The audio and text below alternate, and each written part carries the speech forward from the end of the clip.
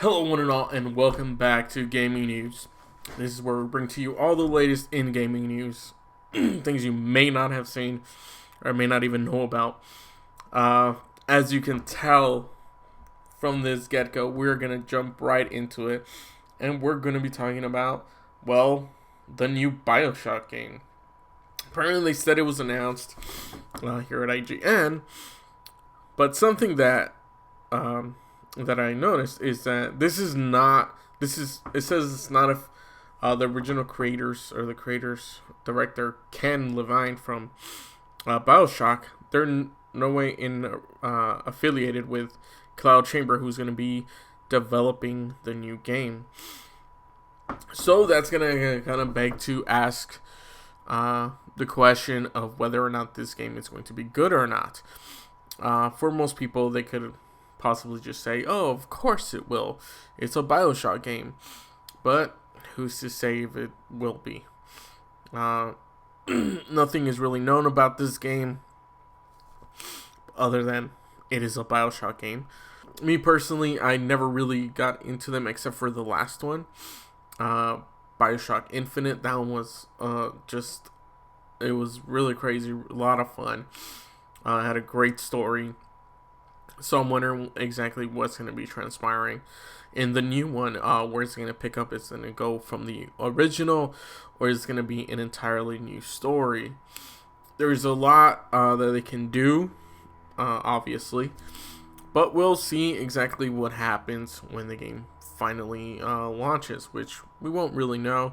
Most likely we'll see some gameplay trailer or just a trailer of Bioshock, either at the Game Awards or just possibly next year at E3 or Gamescom. But yeah, it's from 2K obviously, but we'll see what happens with the game and how it's received. I'm looking forward to seeing exactly what they're gonna do with it, and let me know down in the comments below what you guys think. Are you excited for this new Bioshock game, or are you just more kind of disappointed and we're expecting something different? Let me know if you played any of the games and your take on the story and what I guess the next game could possibly be. Let me know down in the comments below. Next, we're going to be moving on to, well, Metacritic. And this is incredible because Metacritic is known for having a lot of reviews, from users as well as from actual developers. But as you can see, Metacritic has removed suspicious Death Stranding user ratings. So what they go on to say is it's possible that there were actually review bombing. There are people who just hated what this game is, or what it was supposed to be, or whatever. For whatever reason, they're saying that apparently they removed about 6,000 of these reviews from Metacritic.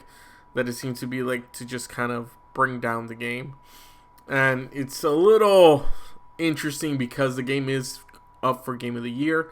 However, according to from what I heard from my brother, is IGN is not having the game for their Game of the Year.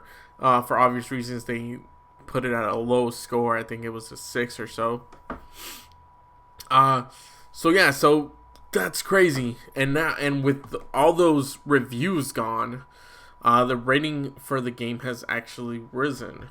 Apparently, right now it stands at a 80 something, like 83 for Metacritic, but that seems to be more of the actual reviewers, for the actual people reviewing the game, and not really user score. User score seems to be kind of the same thing. It's 104 critics, that's 82.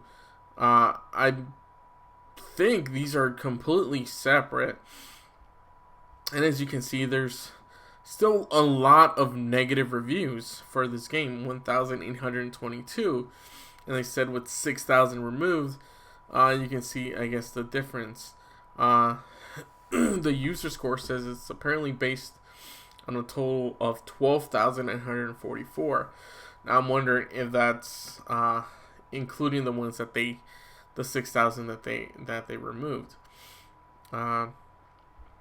This game definitely has mixed reviews, and people are expecting it to win Game of the Year only because of that it is a Hideo Kojima game. And that's, I mean, that does suck for a lot of other games out there that are really good. Like, I believe it was at the Outer Worlds. That's a game that came out and just knocked it out of the park. It's something that's really amazing, really well received.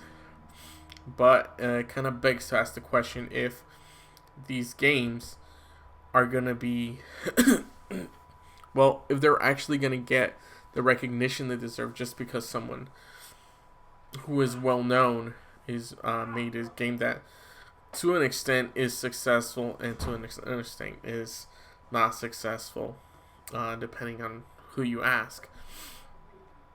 But with that being said, it doesn't really take away too much from Death Stranding, because Death Stranding already came out. There's a lot of reviews out there. People can make their own decisions. But then there's also a lot of people who are praising Hideo Kojima for his ingenuity, for what he's done, his creativeness within the industry, and what he was able to do. I believe George Miller from Mad Max, he praised it. I did a video on it where he where he praised Hideo Kojima for his work. He was able to take a look at it, at this, I guess, movie or this thing, and he praised it a lot. Another thing, though, that was, I guess you could say, really interesting was, now is that J.J. Abrams celebrates Hideo Kojima and Death Stranding. The video is really well done. He goes into depth, or not into depth, but just the creativeness of people in trying to make something different. They're always trying to do something else. Especially just because, you can either keep doing what brought you to the top and just cut in a way, get stale, and just do that, or you can do something different and try to strive and try to create something that no one else has created. And that's what Hideo Kojima did. Whether a lot of people liked it or disliked it, he still did it. He did it on his own thing, and he was able to do something really big. But yeah, a lot of people, of course, upset with it, and a lot of people excited for it. So there's two sides of the spectrum that we kind of have to just wonder if, what's going to happen with this. What's the direction that Hideo Kojima's going to go? One of his directors is leaving, or has left already. I believe it was due to creative differences. Did a review as well. Talked about that as well, which I'll link right there. But we'll see what happens if I'm pretty sure he's gonna win some type of award. I don't think he's gonna leave the video game awards without one. That's honestly what I believe. Maybe creative ingenuity, something. I don't know. I think that's something like that's gonna happen. But yeah, I really highly suggest all the links will be posted down below, so you guys can take a look for yourselves and make your own judgments. Next up, we're going to be looking at Modern Warfare. Now, Modern Warfare has had its shares of controversy with Blizzard, Activision doing all these horrible things, but as of late, they've been actually doing some pretty good stuff. However, this in a way is getting people to be, I guess, somewhat upset, because now, I guess, your kill cam, people used to be able to watch it to witness the whole death instead of just coming right back, but now apparently they're going to be, you're going to have to pay for that. However, the only way to do it is if you buy this Mother Russia pack thing, which is $20. So, I mean, if you just want that little thing, Time to Die, you're gonna have to shell out $20. So, which is, I mean, if you look at it from a certain aspect, it sucks.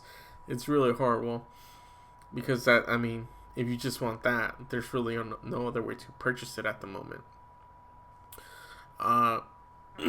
But yeah, that's basically it. Let me know down in the comments below what you guys think about this. If you guys don't care, or if you actually do care, and if you want to hear more Modern Warfare news or updates and things of that nature. I'm not really sure how people feel about this, but you know, let me know. Let me know. Let me know if what's going on with this. If this matters to you. I know that for sure. If I bought a game and they took out a feature that it already had, I would be pretty upset.